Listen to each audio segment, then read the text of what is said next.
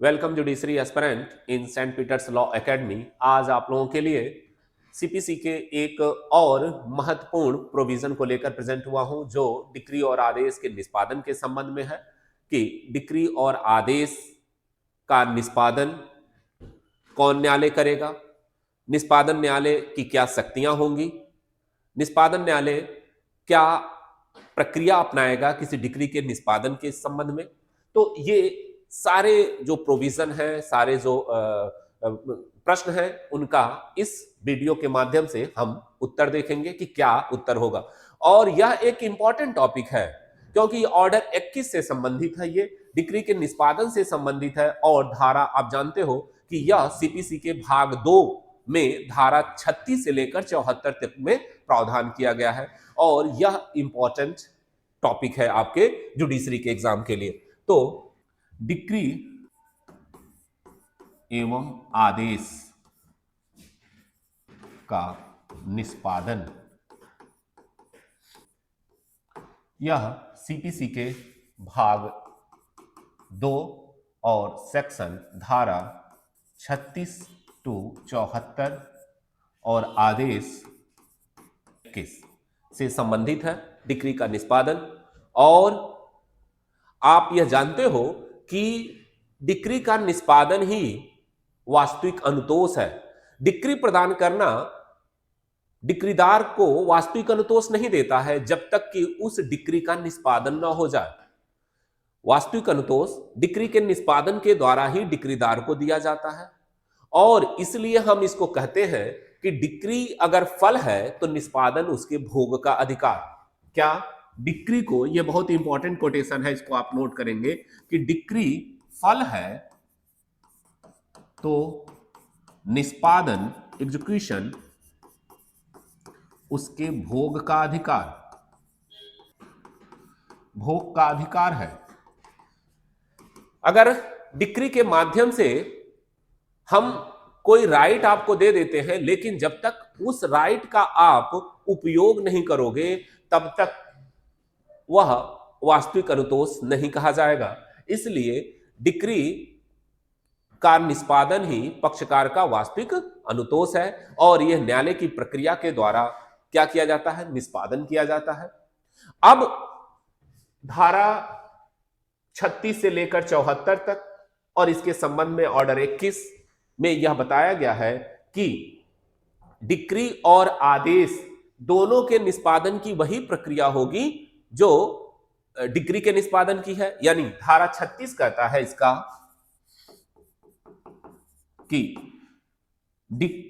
आदेश के निष्पादन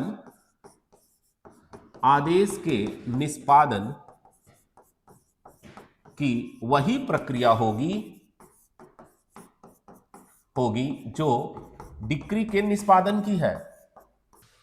यानी जब आप धारा 2:14 पढ़े होंगे आदेश, उसमें बताया कि आदेश भी दीवानी न्यायालय का एक ऐसा विनिश्चय है जो डिक्री नहीं है, एक प्रारूपी विनिश्चय है जो डिक्री नहीं है, तो वह आदेश है और आदेश का भी निष्पादन होता है।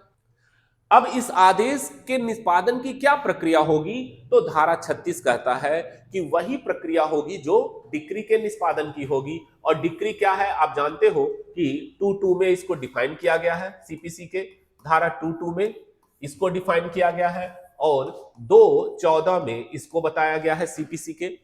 अब डिक्री दीवानी न्यायालय का एक ऐसा प्रारूपी विनिश्चय है जो बाद के पक्षकारों के अधिकारों का क्या करता है, अंतिम रूप से विनिश्चय कर देता है।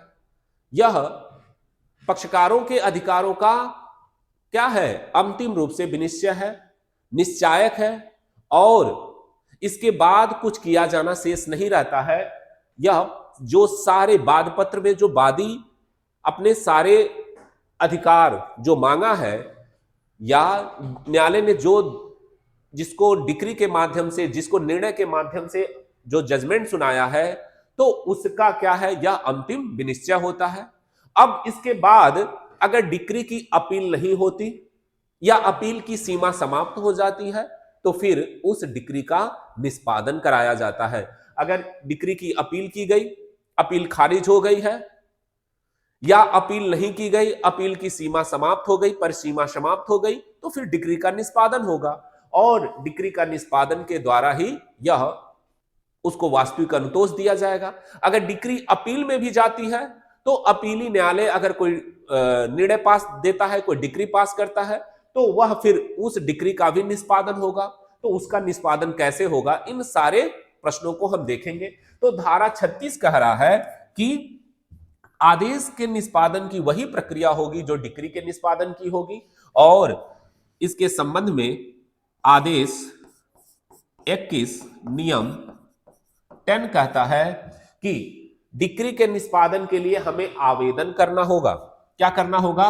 डिक्रीदार को आवेदन करना होगा, आवेदन करना होगा। अब नियम आदेश 21 रूल 11 कहता है कि आवेदन लिखित या मौखिक हो सकता है, आवेदन लिखित या मौखिक हो सकता है। अब आवेदन कहां करेंगे? तो जो न्यायालय प्रथम बार की डिक्री पास की है उस न्यायालय में क्या होगा? आवेदन होगा। अगर डिक्री अपील में गई है और अपीली न्यायालय ने डिक्री पास की है तो फिर भी उस डिक्री का निष्पादन के लिए आवेदन किस कोर्ट में किया जाएगा? तो कहा प्रथम बार के कोर्ट में किया जाएगा। इसको हम देखेंगे धारा 37, 38 और 39 इसी के विषय में प्रावधान करता है कि कौन डिक्री के निष्पादन न्यायालय होगा। तो ये कहा कि डिक्री के लिए आवेदन होगा, डिक्रीदार आवेदन करेगा। और आवेदन किस कोर्ट में करेगा? तो कहा कि आवेदन लिखित या मौखिक हो सकता है और प्रथम बार के न्यायालय में आवेदन करेगा। अगला यह कहता है कि आवेदन यानी डिक्री के निष्पादन का आवेदन कौन करेगा? डिक्री के निष्पादन का आवेदन कौन करेगा? अगर हम देखें तो कौन करेगा आवेदन डिक्री के निष्पादन का? तो इसके संबंध में ऑर्डर 21 रूल 15 बताता है कि डिक्री के निष्पादन के लिए आवेदन कौन करेगा? डिक्रीदार करेगा। अगर एक से अधिक डिक्रीदार है, एक से अधिक डिक्रीदार है, तो उस दशा में कोई भी कर सकता है या सभी करेंगे, कोई भी या सभी करेंगे आवेदन। और अगला कह रहा है इसी में धारा, अगर आप देखोगे कि धारा 146 कि अगर डिक्रीदार की मृत्यु हो गई तो उसका विधिक प्रतिनिधि करेगा। डिक्रीदार की मृत्यु पर उसका विधिक प्रतिनिधि, विधिक प्रतिनिधि को कहां परिभाषित किया गया? तो बताया गया 2(11) में सीपीसी के विधिक प्रतिनिधि कौन होगा? यह कहा कि अगर डिक्रीदार की मृत्यु हो गई तो उसका विधिक प्रतिनिधि आवेदन करेगा। अगला कह रहा है आदेश 21 रूल 16 में कौन करेगा? डिक्री, अगर डिक्रीदार ने डिक्री को अंतरित कर दिया है तो जो डिक्री का अंतर्ती है, जिसके पास डिक्री प्राप्त की गई है, अंतरित की गई है, तो वह डिक्री का निष्पादन करेगा। तो डिक्री का अंतर्ती, अगर डिक्री अंतरित कर दी गई है किसी दूसरे व्यक्ति को जो विधिक प्रतिनिधि नहीं है, कोई अन्य व्यक्ति है, डिक्रीदार ऐसा कर सकता है। तो ऑर्डर 21 रूल 16 में बताया कि डिक्री का अंतर्ती जो है, जो अंतर्ती डिक्रीदार है, वह डिक्री का निष्पादन के लिए आवेदन करेगा। तो निष्पादन के लिए आवेदन डिक्रीदार करेगा। एक से अधिक डिक्रीदार हैं तो उनमें से कोई कर सकता है या सभी कर सकते हैं। और धारा 146 के अंतर्गत विधिक प्रतिनिधि उसका करेगा अगर डिक्रीदार की मृत्यु हो गई। और आदेश 21 नियम 16 कहता है कि अंतर्ती डिक्रीदार करेगा, जिसको डिक्री अंतरित कर दी गई है तो वह डिक्रीदार आवेदन करेगा। अब प्रश्न उठता है कि किसके विरुद्ध यह आवेदन होगा? किसके विरुद्ध आवेदन होगा? यानी किसके अगेंस्ट होगा, किसके विरुद्ध होगा, किसके विरुद्ध डिक्री का निष्पादन कराया जाएगा। तो स्वाभाविक है कि किसके विरुद्ध होगा, यह डिक्री अंतर्ती निर्णित ऋणी के विरुद्ध होगा। डिक्री के निष्पादन किसके विरुद्ध कराया जाएगा, तो निर्णित ऋणी के विरुद्ध, निर्णित ऋणी के विरुद्ध। दूसरा, अगर निर्णित ऋणी की मृत्यु हो गई है तो इसके विधिक प्रतिनिधि, विधिक प्रतिनिधि के विरुद्ध। अब विधिक प्रतिनिधि किस सीमा तक लायबल होगा, तो किस, यानी उसकी प्रॉपर्टी किस सीमा तक, या विधिक विधिक प्रतिनिधि ऋणित ऋणी के किस सीमा तक लायबल होंगे, तो कहा कि जिस सीमा तक निर्णित ऋणी की प्रॉपर्टी उसके पास है, उत्तराधिकार में प्रॉपर्टी निर्णित ऋणी की संपत्ति वह हक रखता है, संपत्ति पर अंश रखता है, यानी उसका उसी सीमा तक वह लायबल होगा। ऐसा नहीं है कि अगर निर्णित ऋणी के विरुद्ध 5 लाख रुपए की डिक्री पास हुई है और उत्तराधिकार में विधिक प्रतिनिधि ने 50,000 की प्रॉपर्टी है, तो फिर इसको 50,000 के लिए ही लायबल ठहराया जाएगा, 5 लाख रुपए के लिए यानी 4.5 लाख रुपए इससे नहीं वसूल किया जाएगा। और अगर आप देखें हिंदू मैरिज एक्ट में, हिंदू सक्सेशन एक्ट, अगर हिंदू उत्तराधिकार एक्ट, हिंदू उत्तराधिकार अधिनियम 1956 की धारा 6 का जो स्पष्टीकरण है, वह कहता है कि यह पॉयस ऑब्लिगेशन नहीं होगा कि अगर निर्णित ऋणी का कोई ऋण है या निर्णित ऋणी पर कोई डिक्री है उसके विरुद्ध, तो फिर पहले 1956 से पहले क्या था कि यह जो ऋण है या कोई लायबिलिटी है उत्तराधिकार के रूप में, उसको चुकाना है उसके विधिक प्रतिनिधियों को, तो उसकी लायबिलिटी थी, कर्तव्य था कि वह व्यक्तिगत रूप से इसका भुगतान करे। लेकिन इसको संशोधन कर दिया गया और यह कहा गया कि अब केवल उतनी ही प्रॉपर्टी के लिए लायबल होगा जितनी प्रॉपर्टी उसको उत्तराधिकार में मिली है, उससे अधिक अंश के लिए वह लायबल नहीं होगा। अगर 5 लाख के लिए है तो और इसकी प्रॉपर्टी जो उत्तराधिकार में मिली है वो 1 लाख रुपए है, तो केवल 1 लाख रुपए के लिए ही उसकी लायबिलिटी होगी, उसका कर्तव्य होगा कि वह उसको भुगतान करे निर्णित ऋणी के विरुद्ध जो डिक्री पास हुई है, तो उसका विधिक प्रतिनिधि। और अगर इससे अधिक है तो फिर उसके लिए लायबिलिटी उसकी नहीं रहेगी, न तो सीपीसी में और न ही हिंदू उत्तराधिकार अधिनियम के जो स्पष्टीकरण आप देखोगे 4, उसमें यह बताया गया है, धारा 6 का स्पष्टीकरण 4 में, कि ऐसा उसका कोई कर्तव्य नहीं होगा कि वह व्यक्तिगत रूप से इसका भुगतान करे। तो हमने देख लिया कि किसके विरुद्ध निर्णित ऋणी का निष्पादन होगा, तो कहा कि निर्णित ऋणी के विरुद्ध इसका निष्पादन किया जाएगा विरुद्ध, और अगर उसकी मृत्यु हो गई है तो विधिक प्रतिनिधि के विरुद्ध। लेकिन जिस सीमा तक वह निर्णित ऋणी की संपत्ति का अंश रखता है, उत्तराधिकार में पाया है, उतने के लिए ही लायबल होगा। और हिंदू उत्तराधिकार अधिनियम 1956 की धारा 6 के स्पष्टीकरण 4 से भी यह पता चलता है कि अगर वो प्रॉपर्टी उसको मिली है तो जितना उसकी प्रॉपर्टी का मूल्य है उतने के लिए ही वह लायबल होगा। अब प्रश्न उठता है कि किस न्यायालय में आवेदन किया जाएगा, डिक्री के निष्पादन के लिए आवेदन किस न्यायालय में किया जाएगा।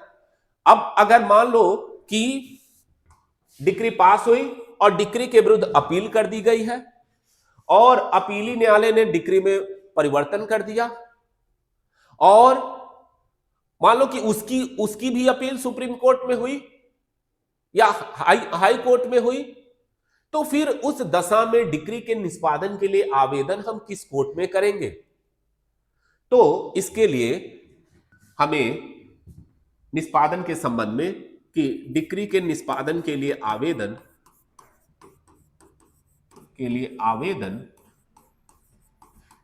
किस न्यायालय में होगा, तो इसके संबंध में धारा 37, 38 और 39 3 धाराएं बताई गई, और इन धाराओं में कहा गया कि धारा 37, 38, 39 में धारा 38 कहती है कि डिक्री के निष्पादन के लिए जो आवेदन होगा वह डिक्री पारित करने वाले न्यायालय के समक्ष होगा। डिक्री पारित करने वाले न्यायालय, और एक कह रहा है कि जिसे डिक्री निष्पादन के लिए अंतरित किया गया है। डिक्री निष्पादन के लिए अंतरित किया गया है, यानी जिसका डिक्री के निष्पादन के लिए अंतरण किया गया है।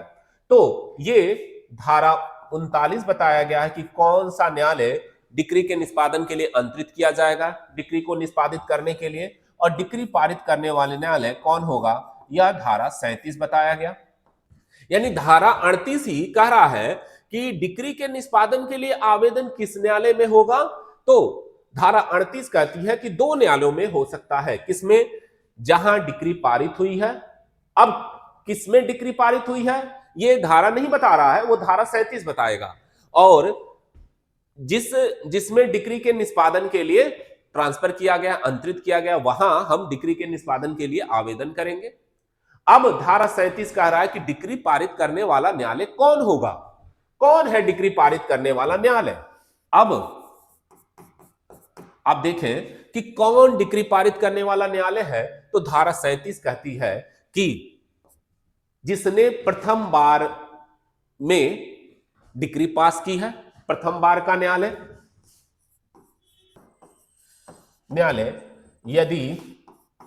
यदि डिक्री की अपील न हो, अगर डिक्री की अपील न हो, प्रथम बार का न्यायालय।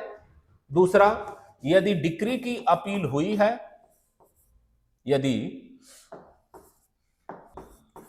डिक्री की अपील की गई है और अपीलीय न्यायालय क्या किया हो, अपीलीय न्यायालय ने डिक्री में फेरफार किया हो डिक्री में फेरफार किया हो यानी परिवर्तित किया हो या उलट दिया हो, तो भी डिक्री का निष्पादन कहां होगा, प्रथम बार के न्यायालय में होगा। तो भी निष्पादन के लिए आवेदन प्रथम बार के न्यायालय में होगा। जैसे अगर ए और बी के बीच इस एक्स प्रॉपर्टी को लेकर विवाद है, और यह जो विवाद है वह सिविल जज सीनियर डिवीजन के वहां है, सिविल जज सीनियर डिवीजन के वहां है, ये प्रथम बार का न्यायालय होगा। जानते हैं कि यह प्रारंभिक जुडिक्शन है इसका। प्रथम बार के न्यायालय में सिविल जज जूनियर डिवीजन के वहां यह वाद पत्र दाखिल किया, वाद लाया, और कोर्ट ने अगर डिक्री पास कर दी और उस डिक्री की अपील नहीं हुई तो डिक्री के निष्पादन के लिए आवेदन हम यही कर देंगे। कौन करेगा? तो हमने बता दिया था कि डिक्रीदार करेगा, या अगर उसका विधिक डिक्रीदार नहीं है, उसकी मृत्यु हो गई है, तो उसका विधिक प्रतिनिधि करेगा, और अगर डिक्री अंतरित कर दिया गया है तो अंतरित डिक्रीदार करेगा आवेदन। अब अगर मान लो कि बी जो है इस डिक्री के विरुद्ध अपील में चला गया, तो अपील कहां होगा? अपील जिला जज के वहां होगा, और अपील में जिला जज ने उस डिक्री को उलट दिया, अपास्त कर दिया, फेरफार कर दिया, तो फिर डिक्री के निष्पादन के लिए आवेदन कहां करेंगे? तो भी निष्पादन हम प्रथम बार के न्यायालय में ही करेंगे।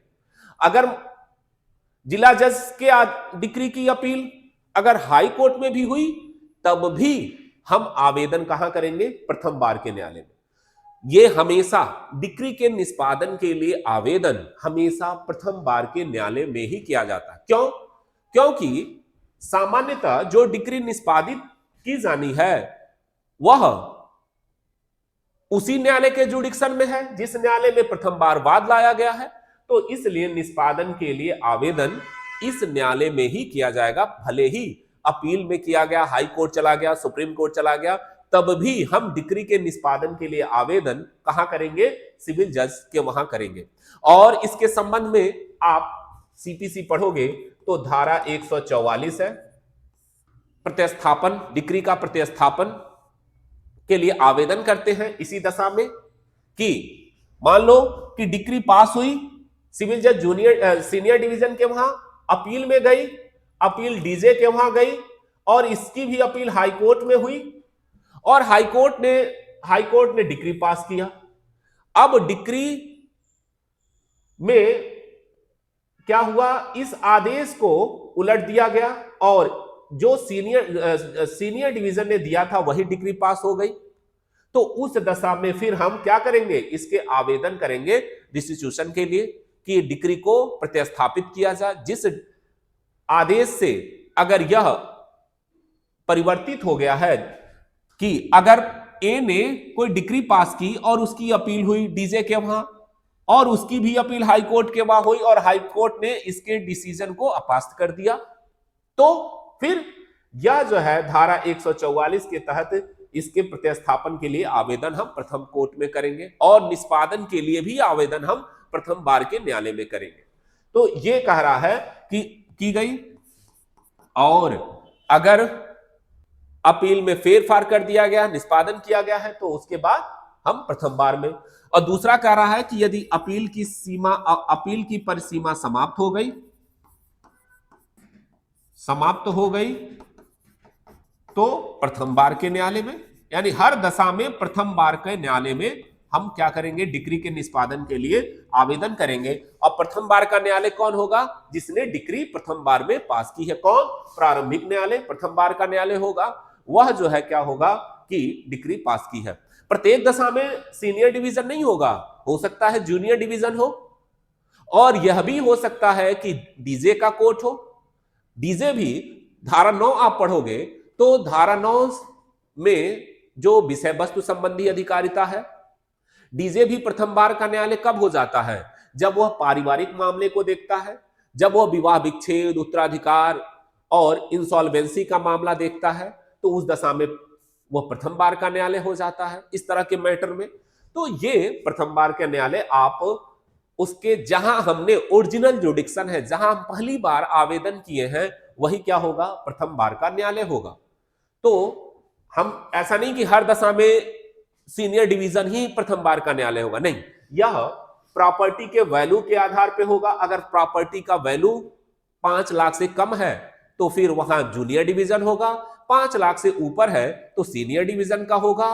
ऊपर मतलब असीम, कहीं भी करोड़ों अरबों का मामला हो तो सीनियर डिवीजन के वहां होगा। और अगर विषय वस्तु से संबंधित, विषय वस्तु मतलब अगर पारिवारिक मामलों से संबंधित है तो उत्तराधिकार से, दत्तक से, भरण पोषण से, वसीयत से संबंधित मामला है तो हम कहां ले जाते हैं? डीजे के वहां जाते हैं और डीजे ने कोई डिक्री पास किया तो वही प्रथम बार का न्यायालय होगा। तो ये आप उसके अकॉर्डिंग लगाओगे प्रथम बार के न्यायालय का अर्थ क्या होगा। अगला कह रहा है कि जब अपील हो गई तो फिर हम उसमें करेंगे। और ये धारा 39 कह रहा है कि जिसे डिक्री निष्पादन के लिए अंतरित किया गया है, अब किसे डिक्री निष्पादन के लिए अंतरित किया जाएगा? और जिसे डिक्री निष्पादन के लिए अंतरित किया गया है उस न्यायालय में डिक्री के निष्पादन के लिए हम आवेदन करेंगे, यानी डिक्रीदार आवेदन करेगा। अब कह रहा है कि डिक्री के निष्पादन का न्यायालय कौन होगा? डिक्री के निष्पादन का न्यायालय, डिक्री के निष्पादन का अंतरित न्यायालय, यानी जहां डिक्री के निष्पादन को हम क्या किए हैं? अंतरित कर दिए गए। कौन अंतरित करेगा? कि यह न्यायालय, प्रथम बार के न्यायालय डिक्री के निष्पादन को किसी अन्य न्यायालय में अंतरित कर देगा।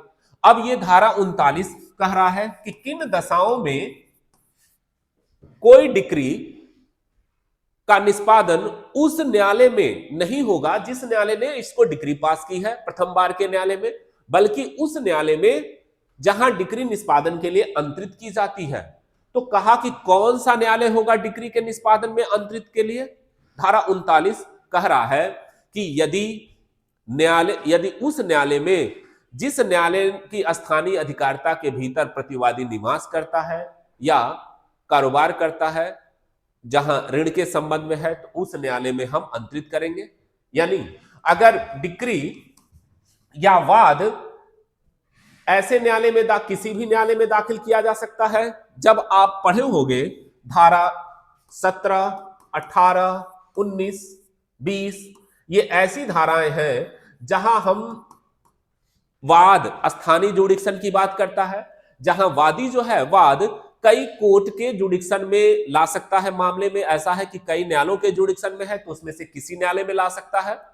जैसे धारा 17 कहती है कि अगर वाद की विषय वस्तु ऐसी है जो कई न्यायालय के जुडिक्शन में है तो हम कहीं भी, जैसे मान लो कि दो भाइयों के बीच विभाजन का मामला चल रहा है और प्रॉपर्टी उनकी उत्तराखंड में भी है और यूपी में भी है या दिल्ली में भी है।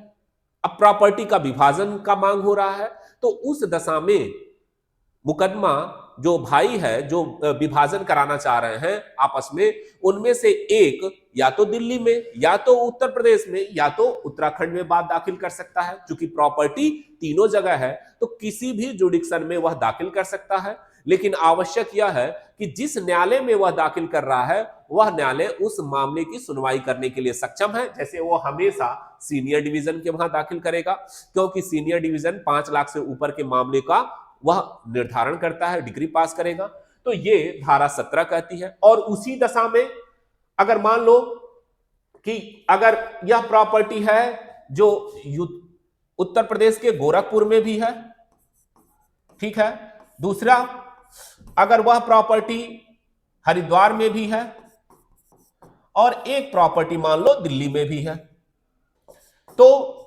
उस दशा में वादी इनमें से कहीं भी बात दाखिल कर सकता है।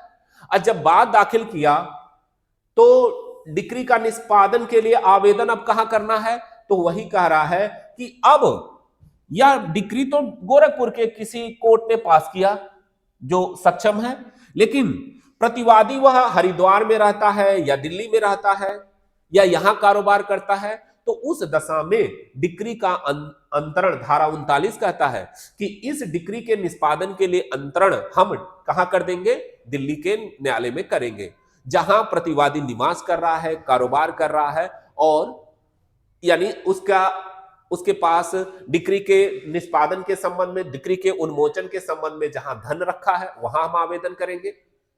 दूसरी चीज कि जहां निर्णित ऋणी की प्रॉपर्टी स्थित है, तो अगर प्रॉपर्टी दिल्ली में स्थित है जहां वो उसका निष्पादन हो जाएगा, तो उस दशा में गोरखपुर के न्यायालय ने अगर डिक्री पास किया है तो निष्पादन दिल्ली का न्यायालय, क्योंकि यह जो प्रॉपर्टी है वह कहां है, यहां स्थित है और दोनों दशाओं में कर सकते थे, इनकी प्रॉपर्टी हर जगह है, तो उस दशा में डिक्री का निष्पादन हम किसी भी कोर्ट में कर सकते हैं। तो कहा कि उस न्यायालय में, जिस न्यायालय में स्थानीय क्षेत्राधिकार के भीतर प्रतिवादी क्या कर रहा है, निवास कर रहा है, कारोबार कर रहा है या अभिलाप के लिए वह निवास कर रहा है, स्वयं कारोबार कर रहा है। दूसरी चीज, जहां डिक्री के निष्पादन उस न्यायालय में किया जाएगा जिस न्यायालय के स्थानीय क्षेत्राधिकार में क्या हो रहा है, निर्णित ऋणी की वह पर्याप्त प्रॉपर्टी है। जैसे मान लो गोरखपुर की प्रॉपर्टी कम वैल्यू की है और जो दिल्ली की प्रॉपर्टी है उसकी ज्यादा वैल्यू है और डिक्री उसके विरुद्ध कई करोड़ की पास हो गई, तो उस दशा में हम कहां करेंगे, दिल्ली के अदालत में हम डिक्री के निष्पादन के लिए उनको अंतरित कर देंगे। तो वही चीज कह रहा है कि जहां प्रतिवादी निवास कर रहा है, निवास करता है या कारोबार करता है, तो वहां के न्यायालय में हम अंतरित करेंगे। दूसरी कि जहां प्रतिवादी पर्याप्त संपत्ति रखता है जो डिक्री के निष्पादन के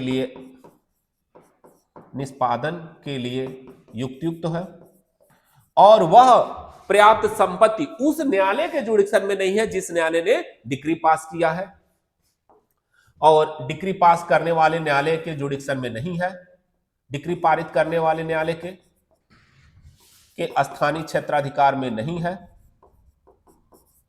तो उस दशा में डिक्री क्या होगी, अंतरित हो जाएगी। अगला कह रहा है कि अगर डिक्री ऐसी है जो संपत्ति को परिधान करनी है, संपत्ति की डिलीवरी करने के लिए है, और संपत्ति किसी दूसरे न्यायालय के जुडिक्शन में है, तो उस दशा में डिक्री को निष्पादन के लिए अंतरित किया जाएगा जिस न्यायालय के जुडिक्शन में वह संपत्ति है। यदि डिक्री संपत्ति के परिधान से संबंध है, परिधान के लिए है, और वह संपत्ति किसी अन्य न्यायालय के क्षेत्राधिकार में है, के स्थानीय क्षेत्राधिकार में है, तो उस दशा में डिक्री का क्या होगा, अंतरण हो जाएगा। तो ये धारा 39 इन दशाओं की बात करता है कि किन दशाओं में डिक्री के निष्पादन को हम दूसरे न्यायालय में अंतरित करेंगे, जिसे अंतर्तीय न्यायालय कहा गया है, जिसे आगे कहा गया है क्या, अंतर्तीय न्यायालय। डिक्री के अंतर्तीय न्यायालय की शक्तियां क्या होंगी, जो धारा 42 और 47 में दिया गया है। तो ये डिक्री के निष्पादन का न्यायालय होगा जहां हम डिक्री को निष्पादन करने के लिए आवेदन करेंगे। या तो अगर ये कंडीशन नहीं है तो हम डिक्री के निष्पादन के लिए आवेदन प्रथम बार के ही न्यायालय में कर देंगे, जो प्रथम बार का न्यायालय डिक्री पास किया है। लेकिन अगर यह दशा है तो फिर हम दूसरे न्यायालय में, जिसे डिक्री के निष्पादन की अंतर्तीय न्यायालय कहा गया है, उसमें हम क्या करेंगे, डिक्री के निष्पादन के लिए आवेदन करेंगे। अब कह रहा है कि इस न्यायालय की क्या शक्तियां होंगी, डिक्री के जो निष्पादन की अंतर्तीय न्यायालय है उसकी शक्तियां क्या होंगी। अब इसकी शक्तियां आप देखो तो धारा 42 यानी कहा कि अंतर्तीय डिक्री के निष्पादन न्यायालय की शक्तियां अंतरित या अंतर्तीय या अंतरित डिक्री के निष्पादन न्यायालय की शक्ति बहुत इंपॉर्टेंट है। प्रारंभिक परीक्षा में, मेंस में भी आपसे ये क्वेश्चन पूछा जाता है कि अब इसके संबंध में धारा 42 व 47 हम देखते हैं, और इसके साथ ही साथ आदेश ऑर्डर 21 रूल 4, 8 और 9 ये पढ़ते हैं। इसके संबंध में बताया है कि अंतर्तीय डिक्री के निष्पादन न्यायालय की क्या शक्तियां होंगी। धारा चाहे वह 39 की हो, चाहे वह प्रथम बार के न्यायालय की हो, उसमें क्या शक्तियां होंगी। तो धारा 42 कह रहा है कि डिक्री के निष्पादन न्यायालय की वही शक्तियां होंगी जो डिक्री पारित करने वाले न्यायालय की है। दोनों सेम चीज, डिक्री पारित करने यानी डिक्री के निष्पादन न्यायालय की वही शक्तियां होंगी जो डिक्री पारित करने वाले न्यायालय की है। अब डिक्री पारित करने वाला न्यायालय क्या करेगा, तो यह डिक्री पारित करते समय निष्पादन न्यायालय की सभी शक्तियां उस निर्णीत ऋणिकों के विरुद्ध उसे निरोध करने या दंडित करने की शक्ति होगी। कह रहा है कि निष्पादन न्यायालय की शक्ति धारा 42 में की शक्ति निर्णीत ऋणी को निरुद्ध करने व दंडित करने की शक्ति होगी। दूसरा, निष्पादन न्यायालय डिक्री के निष्पादन को किसी अन्य न्यायालय में भी अंतरित कर सकता है, यानी निष्पादन न्यायालय डिक्री के निष्पादन के लिए किसी अन्य न्यायालय में अंतरित कर सकता है। दूसरा, यह निर्धारण निष्पादन न्यायालय यह निश्चित कर सकता है कि कौन व्यक्ति वाद के पक्षकार और उनके विधिक प्रतिनिधि हैं। यह निष्पादन न्यायालय यह निश्चित कर सकता है कि कौन व्यक्ति वाद के पक्षकार या उनके विधिक प्रतिनिधि हैं, यह निर्धारण कर सकता है। इसके लिए पुनः वाद लाने की आवश्यकता नहीं है। जब आप सेक्शन 12 पढ़ेंगे उसमें भी बताया है अतिरिक्त वाद का वर्जन, यानी अगर ये प्रश्न हैं तो इन प्रश्नों के लिए हम दोबारा वाद नहीं ला सकते। धारा 47 भी यही कहता है कि कौन वाद के पक्षकार हैं और पक्षकारों का विधिक प्रतिनिधि कौन है। मान लो कि विधिक निर्णय त्रिणी मर गया या डिक्रीदार मर गया, अब एक कोई व्यक्ति उसके विधिक प्रतिनिधि के लिए आवेदन करता है, तो इसके लिए क्या होगा, इसका निर्धारण वही डिक्री जिसको अंतरित की गई है या डिक्री जो निष्पादन कर रहा है न्यायालय, वही उसका निर्धारण कर देगा। ऐसा नहीं है कि इसके लिए दोबारा हम क्या करें, वाद लाएं। तो यानी और दूसरा कह रहा है कि डिक्री के कुर्की या विक्रय का आदेश दे सकता है, कुर्की या विक्रय का आदेश देने की शक्ति होगी। तो निष्पादन न्यायालय क्या करेगा, निष्पादन न्यायालय की शक्ति निर्णय त्रिणी को निरुद्ध करने और उसको दंडित करने की शक्ति होगी। निष्पादन न्यायालय डिक्री के निष्पादन को किसी अन्य न्यायालय में अंतरित कर सकता है। निष्पादन न्यायालय यह निश्चित कर सकता है कि कौन वाद के पक्षकार और उनके विधिक प्रतिनिधि हैं, और डिक्री को क्या कर सकता है, निष्पादन न्यायालय डिक्री को कुर्क या विक्रय कर सकता है। यह इनकी शक्तियां बताई धारा 42 में, और ऑर्डर 21 रूल 4 में ये शक्तियां बताई कि यह ऐसा काम कर सकता है। अब धारा 47 कहती है कि अंतर्ती न्यायालय की क्या शक्तियां होंगी। धारा 47 डिक्री के निष्पादन के अंतरित न्यायालय की शक्ति। अब जिसको डिक्री के निष्पादन के लिए अंतरित किया गया है उसको क्या शक्ति होगी, धारा 39 के न्यायालय की। तो कहा कि इसमें भी वह न्यायालय यह निर्धारण कर सकता है कि डिक्री के निष्पादन के लिए कि उन सारे प्रश्नों का निर्धारण कर सकता है जो डिक्री के निष्पादन के समय उनके पक्षकारों या उनके विधिक प्रतिनिधियों के बीच उत्पन्न हुए हैं। यानी वे सभी प्रश्नों का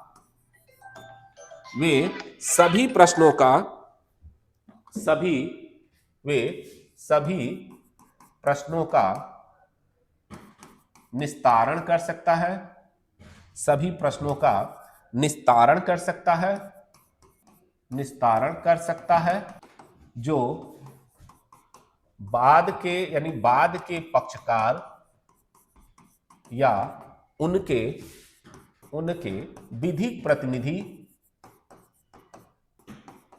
विधिक प्रतिनिधि के बीच उत्पन्न हुआ हो। कौन सा, जो डिक्री के निष्पादन की संपत्ति है उसके संबंध में, डिक्री की विषय वस्तु है उसके संबंध में। ध्यान से समझना, यानी कौन से प्रश्नों का निस्तारण कर सकता है, जो बाद के पक्षकार या उनके विधिक प्रतिनिधियों के बीच उत्पन्न हुआ है। कौन से प्रश्न, जो डिक्री की विषय वस्तु है, जो संपत्ति डिक्री की विषय वस्तु है, उस संपत्ति के निष्पादन के संबंध में, उस संपत्ति के संबंध में वे सारे प्रश्नों का निस्तारण कौन कर सकता है, डिक्री निष्पादन के लिए जिसको अंतरित की गई है। दूसरा कि वे सारे प्रश्न जो डिक्री के निष्पादन के लिए क्या है, डिक्री के निष्पादन के संबंध में निष्पादन, उन्मोचन और तुष्टि से संबंधित हैं, वे सभी प्रश्न जो डिक्री के निष्पादन, उन्मोचन एवं तुष्टि से संबंधित हैं। इसका क्या मतलब कि अगर डिक्री का निष्पादन के लिए उनको अंतरित किया गया है, अंतर्ती न्यायालय है, वह उन सभी प्रश्नों का निस्तारण कर सकता है, उन सभी प्रश्नों का विनिश्चय कर सकता है जो निष्पादन, उन्मोचन और तुष्टि से संबंधित है।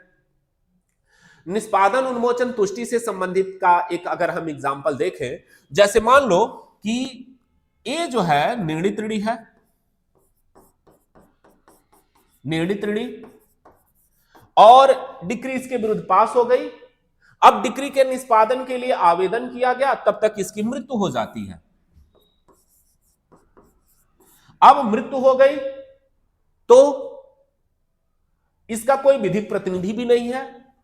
अब उस प्रश्नों के लिए क्या करेगा? तो अगर जो इसकी प्रॉपर्टी है एक्स प्रॉपर्टी, उस पर अगर यह भार सृजित कर दिया कि आप इससे प्रॉपर्टी से आप चार्ज लेंगे, इसके आय से अपने धन को प्राप्त करेंगे, जो डिक्री पास हुई है उसको प्राप्त करेगा डिक्रीदार, वह क्या होगा? वह उन्मोचन और तुष्टि से संबंधित प्रश्न होगा। जैसे एग्जाम्पल के तौर पे अगर हम समझे, जैसे ये, या अगर मान लो कि मेंटेनेंस के लेकर विवाद हो रहा है पति और पत्नी के बीच, पत्नी के पक्ष में डिक्री पास हो गई, न्यायालय ने आदेश दिया कि पति मेंटेनेंस देगा, और पति का देहांत हो जाता है, उसकी मृत्यु हो जाती है, तो उस दशा में अब उसका कहां से उसका भरण पोषण दिया जाएगा, डिक्री कैसे निष्पादित कराई जाएगी? तो जो निष्पादन के लिए अंतर्ती न्यायालय है वह क्या करेगा? वह इस निर्णित ऋणी जो उसका पति है उसकी प्रॉपर्टी पर क्या कर सकता है? चार्ज कर सकता है, भार अधिरोपित कर सकता है। अब यह भार अधिरोपित करना कि उस प्रॉपर्टी से वसूल करेगी उसकी पत्नी, यह क्या होगा? यह उन्मोचन और तुष्टि का प्रश्न होगा। तो ऐसे प्रश्नों का निस्तारण कौन कर देगा? जो डिक्री अंतर्ती न्यायालय है वही करेगा। इसके लिए पुनः हम वाद नहीं लाएंगे और यह भी नहीं लाएंगे कि कौन न्यायालय इसका निर्धारण करेगा, इन प्रश्नों का निर्धारण यह कर देगा। दूसरी चीज कहा कि निष्पादन न्यायालय, जिसको डिक्री के निष्पादन के लिए अंतरित किया गया है, अंतर्ती न्यायालय धारा 39 के तहत वह क्या नहीं कर सकता है? तो यह कहा कि इसके कुछ अपवाद हैं जहां वह कुछ नहीं कर सकता। क्या नहीं कर सकता? अंतर्ती न्यायालय क्या नहीं कर सकता, यानी ये इन प्रश्नों के लिए हमें आवेदन करने की आवश्यकता नहीं है, इन प्रश्नों के लिए हमें सूट लाने की आवश्यकता नहीं है। यह प्रश्न एक तरीके से इसके लिए वाद नहीं लाया जा सकता। इन प्रश्नों का निस्तारण अंतर्ती न्यायालय ही कर देगा। जो डिक्री के निष्पादन के लिए जिनको अंतरित किया गया है वह न्यायालय ही उन प्रश्नों का निस्तारण कर देगा और इसके लिए वाद लाने की आवश्यकता नहीं है। इसीलिए हमने कहा जब आप धारा 12 पढ़ोगे जो अतिरिक्त वाद का वर्जन, तो अतिरिक्त वाद के वर्जन में धारा 47 भी आता है जहां यह कहा गया है कि आप वाद लाने से विधि द्वारा प्रवरित है, विधि आपको वाद लाने से रोक दिया है। तो यह भी एक रेस जुडिकाटा इस पर अप्लाई हो जाती है और उसके लिए हम सूट नहीं ला सकते। तो अंतर्ती न्यायालय की क्या नहीं कर सकता? तो ये कहा कि अंतर्ती जो न्यायालय है वह डिक्री की वैधता की जांच नहीं कर सकता कि डिक्री वैध है कि नहीं वैध है। डिक्री की वैधता की जांच नहीं कर सकता। दूसरा, डिक्री की वैधता, इसके मेरिट की जांच नहीं कर सकता, डिक्री के गुणागुण की जांच नहीं कर सकता। यानी अंतर्ती न्यायालय क्या नहीं कर सकता? तो कहा कि डिक्री की शुद्धता और वैधता की जांच नहीं कर सकता, यह डिक्री में कुछ जोड़ना और घटा नहीं सकता, गुणागुण की जांच नहीं कर सकता, डिक्री में कुछ जोड़ या घटा नहीं सकता, यह अपने पक्ष से डिक्री में कुछ एक्स्ट्रा जोड़ नहीं सकता, नहीं डिक्री को घटा सकता है। तो यह कार्य अंतर्ती न्यायालय नहीं कर सकता। लेकिन अंतर्ती न्यायालय क्या कर सकता है कि अगर वाद के पक्षकारों और उनके विधिक प्रतिनिधियों के बीच जो डिक्री पारित की गई है उसके लिए विषय वस्तु के संबंध में जो विवाद है उसका निस्तारण कर सकता है, डिक्री के निष्पादन उन्मोचन तुष्टि से संबंधित प्रश्न है उसका निस्तारण कर सकता है, डिक्री के कौन विधिक प्रतिनिधि हैं वाद के पक्षकारों के, इसका निस्तारण कर सकता है। लेकिन अंतर्ती न्यायालय यह काम नहीं कर सकता, डिक्री की वैधता की जांच नहीं कर सकता, उसकी शुद्धता की जांच नहीं कर सकता, उसकी गुणागुण की जांच नहीं कर सकता और डिक्री में कुछ घटा या जोड़ नहीं सकता। लेकिन इसके भी अपवाद है। कहां वह कुछ इसकी जांच कर सकता है? तो कहा कि जहां डिक्री शून्य है, यानी इसके हम अपवाद क्या होगा, जहां कुछ कर सकता है वह, तो दो दशाओं में जहां डिक्री शून्य है, यानी डिक्री शून्य है। दूसरा, जहां डिक्री के दो अर्थ निकलते हो, जहां डिक्री कपट से प्राप्त की गई है,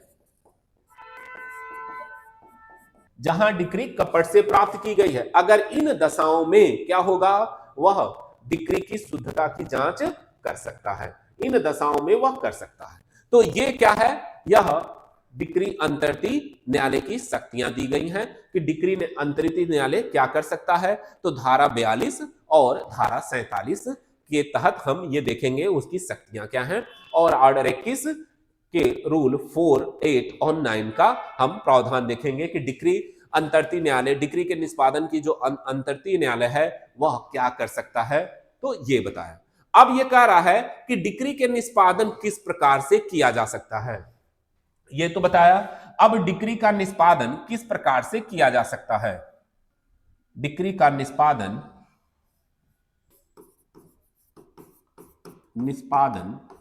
किस प्रकार से किया जा सकता है, किस प्रकार से डिक्री का निष्पादन किया जा सकता है। तो इसके संबंध में हमें सीपीसी के धारा 51 को देखना पड़ेगा। धारा 51 कहती है कि निष्पादन न्यायालय क्या कर सकता है। तो कहा कि निष्पादन न्यायालय डिक्री के निष्पादन के संबंध में डिक्रीत संपत्ति का परिदान कर सकता है। परिदान के निष्पादन कैसे कर सकता है, तो डिक्रीत संपत्ति के परिदान के द्वारा वो परिदान कर सकता है।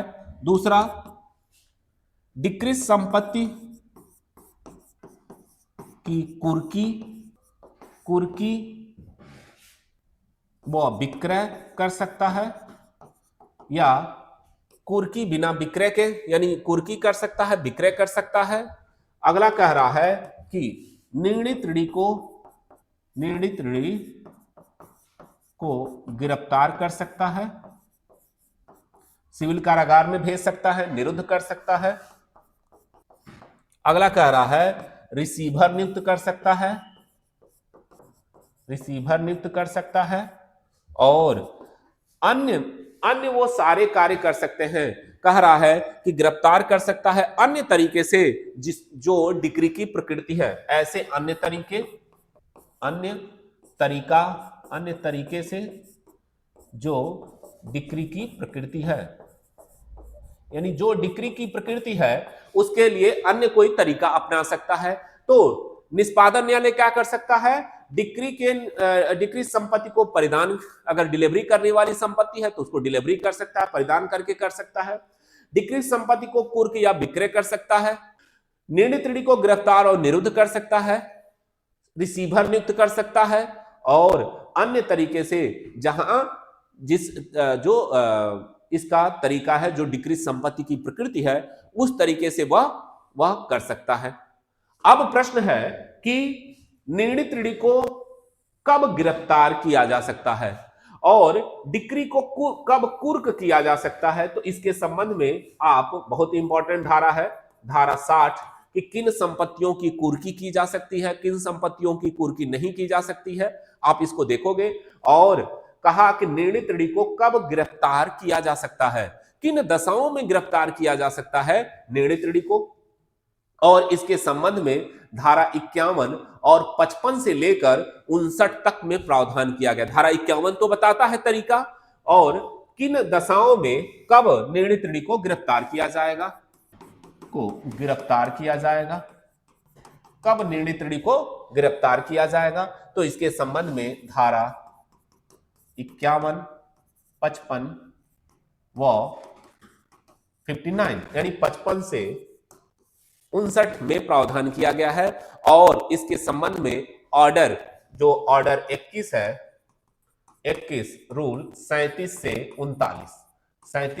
39 तक में बताया गया कि निर्णित ऋणी को डिक्री के निष्पादन में कब गिरफ्तार किया जाएगा, किन दशाओं में गिरफ्तार किया जाएगा, और इसके गिरफ्तारी की अवधि क्या होगी, किनको गिरफ्तार नहीं किया जाएगा। ये आज हम देखेंगे इन सारे प्रश्नों को कि और गिरफ्तारी की अवधि क्या होगी और किनको हम गिरफ्तार नहीं कर सकते डिक्री के निष्पादन के संबंध में।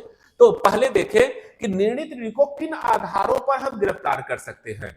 तो कहा कि धारा 55 में कहा कि निर्णीत ऋणी को गिरफ्तार किया जाएगा कि यदि निर्णीत ऋणी न्यायालय की स्थानीय सीमा से फरार हो गया है। निर्णीत ऋणी न्यायालय की स्थानीय सीमा से फरार होने वाला है। दूसरी चीज, वहां हम गिरफ्तार कर लेंगे इसको। जहां कह रहा है कि निर्णीत ऋणी का उद्देश्य डिक्री के निष्पादन में विलंब कारित करना है। निर्णीत ऋणी का उद्देश्य डिक्री के निष्पादन में विलंब कारित करना है। वहां हम क्या करेंगे, निर्णीत ऋणी को गिरफ्तार कर लेंगे। अगला कह रहा है कि निर्णीत ऋणी स्थानीय क्षेत्राधिकार को छोड़ने वाला है या फरार होने वाला है, तब हम गिरफ्तार कर लेंगे। जब बात दायर करने के पश्चात निर्णीत ऋणी को लग रहा है कि वह उसके विरुद्ध डिक्री पास होगी और वह उस प्रॉपर्टी का विक्रय करने वाला है, तो उस दशा में या न्यायालय की अधिकारिता से हटाने वाला है। निर्णीत ऋणी क्या कर रहा है, न्यायालय की स्थानीय अधिकारिता से संपत्ति को हटाने वाला है, उसके भाग को हटाने वाला है। तो इन दशाओं में क्या होगा, उसको गिरफ्तार कर लिया जाएगा। अगला कह रहा है कि उसके पास डिक्री के निष्पादन उन्मोचन तुष्टि से संबंधित धन है, लेकिन वह धन नहीं दे रहा है ना, वो धन देने से इनकार कर रहा है, तो उस दशा में उसको गिरफ्तार कर लिया जाएगा। डिक्री के निष्पादन के संबंध में पर्याप्त धन रखता है परंतु नहीं दे रहा है, तो उस दशा में उसको क्या किया जाएगा, गिरफ्तार कर लिया जाएगा। और उसके पास यानी धन देने से इनकार कर लिया है, तो उसको गिरफ्तार कर लिया जाएगा। इन ही दशाओं में क्या होगा, निर्णीत ऋणी को गिरफ्तार किया जाएगा। अगर उसकी प्रॉपर्टी है तो भाई प्रॉपर्टी को कुर्क करके ले लेंगे, लेकिन किन दशाओं में हम गिरफ्तार करेंगे, तो कहा कि निर्णीत ऋणी न्यायालय की स्थानीय सीमाओं से फरार होने वाला है। अगर उसके ऊपर व्यक्तिगत दायित्व आरोपित किया गया है, उसी को भुगतान करना है, उसका कुछ व्यक्तिगत लायबिलिटी है और वो फरार हो रहा है, तो उस दशा में उसको गिरफ्तार करेंगे। निर्णीत ऋणी का उद्देश्य डिक्री के निष्पादन में विलंब कारित करना है, तो हम उसको गिरफ्तार करेंगे। निर्णीत ऋणी न्यायालय की स्थानीय अधिकारिता से संपत्ति को हटाने वाला, अगर कोई संपत्ति उसकी है तो संपत्ति को अगर विक्रय कर रहा है, हटा रहा है, उसको लग रहा है कि उसके विरुद्ध डिक्री पास हो जाएगी, तो उस दशा में उसको गिरफ्तार कर लिया जाएगा।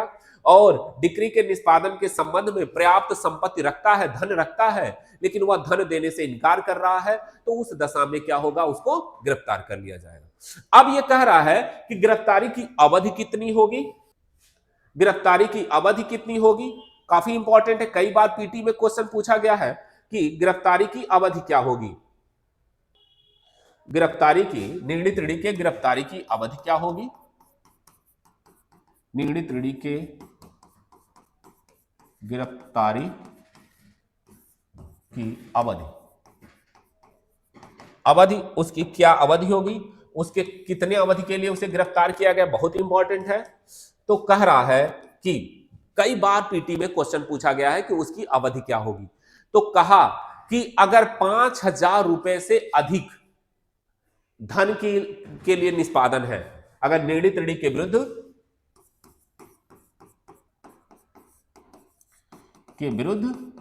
जो डिक्री पास हुई है वह 5,000 से अधिक की है, तो उस दशा में गिरफ्तारी कितनी होगी, उसकी दशा में होगी 3 माह। यह इंपॉर्टेंट है, कई बार पीटी में क्वेश्चन पूछा गया है कि गिरफ्तारी की अवधि क्या होगी। तो 5,000 रुपए से अगर अधिक है तो उसकी गिरफ्तारी की टोटल अवधि क्या होगी, 3 माह होगी। और यदि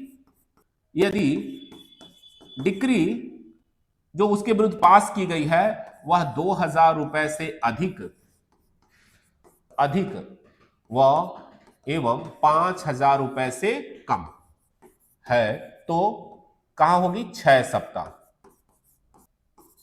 अगर गिरफ्तारी यानी 2000 रुपए से अधिक की डिक्री है उसके विरुद्ध और 5000 रुपए से कम यानी 5000 रुपए तक की है, 5000 रुपए से अधिक है तो 3 माह, और 5000 रुपए से कम और 2000 रुपए से ज्यादा तो वहां क्या होगी 6 सप्ताह। और अगर 2000 रुपए से अगर 2000 तक की है, 2000 रुपए से कम है रुपए, यदि 2000 रुपए से कम है तो कोई गिरफ्तारी नहीं, कोई गिरफ्तारी नहीं होगी।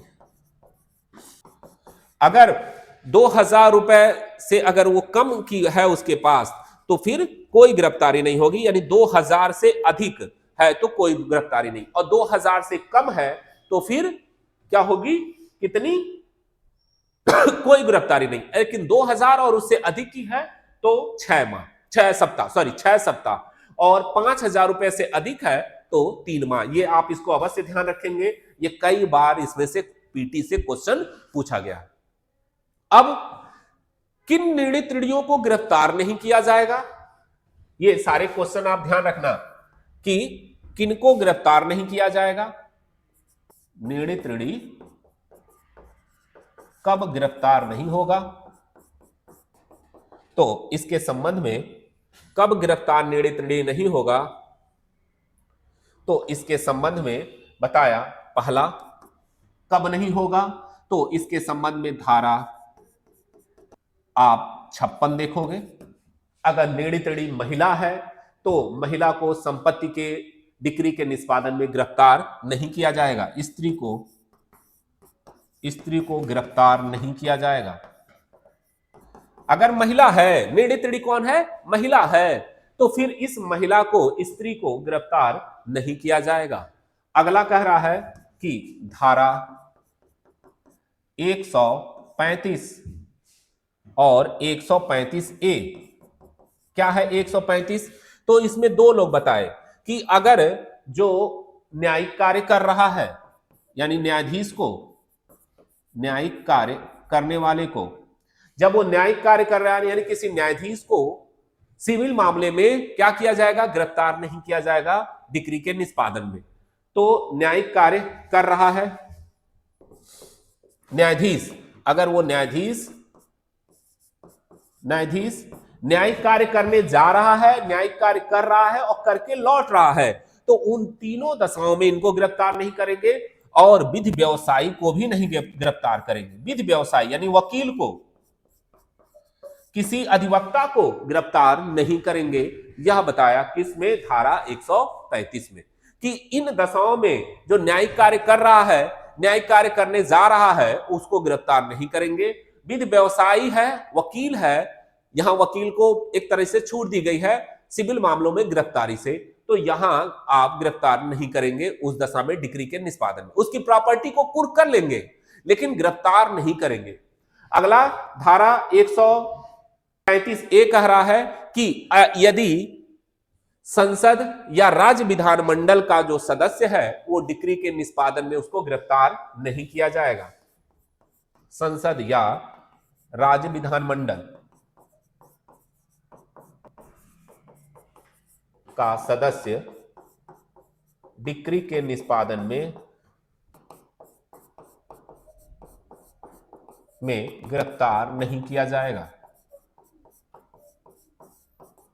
ये आप देखो कि पूरा कि गिरफ्तार किनको नहीं किया जाएगा और किनको किया जाएगा, ये इंपॉर्टेंट है। अक्सर आपसे प्रारंभिक परीक्षा में, इंटरव्यू में क्वेश्चन इससे बनते हैं।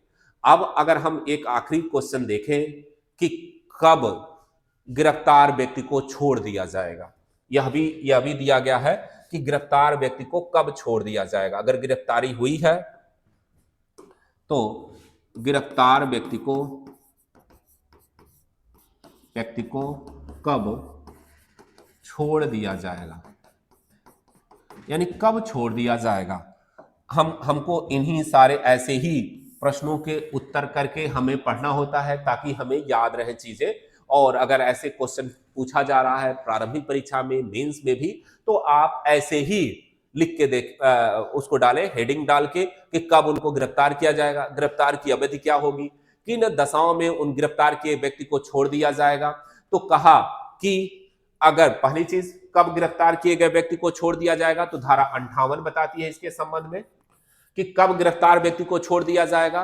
तो कहा कि अगर डिक्री की तुष्टि हो जाए, यानी जब डिक्री में उल्लिखित रकम का भुगतान हो जाए, डिक्री में उल्लिखित रकम संदत हो जाए, यानी वह दे दे, तो उसको छोड़ दिया जाएगा जो डिक्री के निष्पादन में गिरफ्तार किया गया है।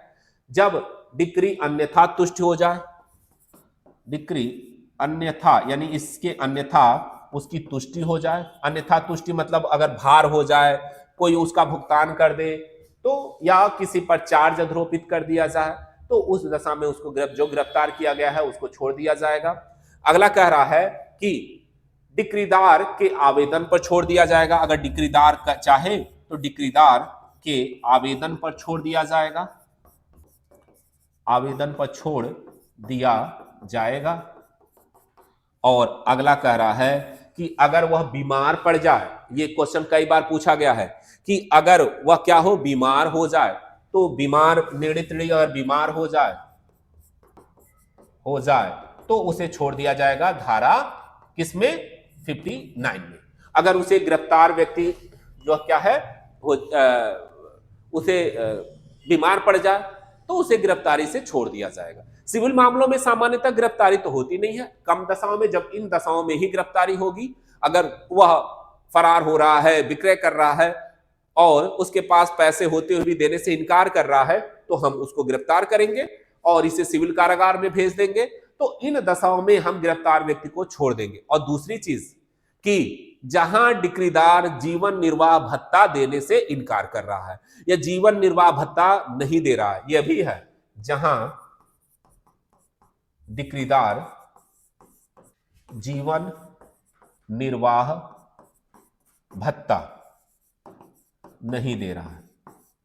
अब एक चीज यहां कि डिक्रीदार अगर चाह रहा है कि निर्णित गिरफ्तार हो तो उसका खर्चा भी देना पड़ेगा डिक्रीदार को, और अगर डिक्रीदार इसका खर्चा नहीं दे रहा है तो फिर हम उसको छोड़ देंगे। और जीवन निर्वाह भत्ता के संबंध में धारा 57 बताती है कि वह डिक्रीदार ही निर्णित को सारे खर्चे देगा जेल में रहने के दौरान, कि वो क्या करेगा, उसके जो भी खर्च हो रहे हैं वो देगा। लेकिन अगर वह नहीं दे रहा है खर्च, जीवन निर्वाह भत्ता नहीं दे रहा है, तो फिर उसको क्या कर दिया जाएगा, छोड़ दिया जाएगा। तो ये हमने आज देखा कि डिक्री के निष्पादन में, डिक्री का निष्पादन क्या होता है, निष्पादन में डिक्री का निष्पादन और आदेश का निष्पादन क्या है। फिर हमने ये देखा कि निष्पादन के लिए हम आवेदन कहां करेंगे, और इसके लिए हमें धारा 39, 47, हमें धारा 37, 38 और 39 देखा। फिर हमने ये देखा कि अंतर्ती न्यायालय कौन होगा या प्रथम बार का न्यायालय कौन होगा धारा 37 के तहत, और जिसे डिक्री निष्पादन के लिए भेजा जा रहा है उसका वह कौन सा न्यायालय होगा, किस न्यायालय को डिक्री निष्पादन के लिए हम भेजेंगे, यह हमने देखा। और फिर हमने ये देखा कि डिक्री निष्पादन के लिए अंतर्ती न्यायालय की क्या शक्तियां होंगी, तो धारा 42 और 47 देखा हमने।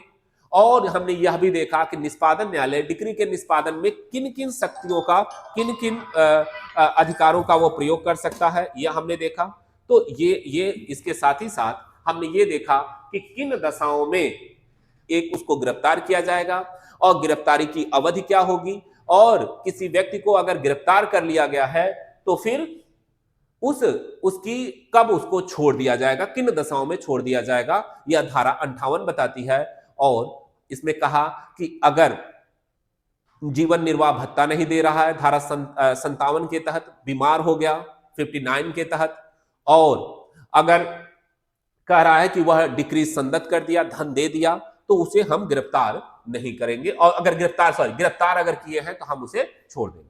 तो आज हमने डिक्री के निष्पादन के संबंध में देखा और बस इसमें एक किन दशाओं में संपत्ति को कुर्क किया जाएगा, किन संपत्तियों की कुर्की की जाती है डिक्री के निष्पादन में और किन संपत्तियों को कुर्क नहीं किया जाता है, यह हम देखेंगे अपने नेक्स्ट वीडियो के माध्यम से। और आज के लिए बस इतना ही। यह वीडियो कैसा लगा, यह इंफॉर्मेशन आपको कैसा लगा, कमेंट करके बताएं। धन्यवाद।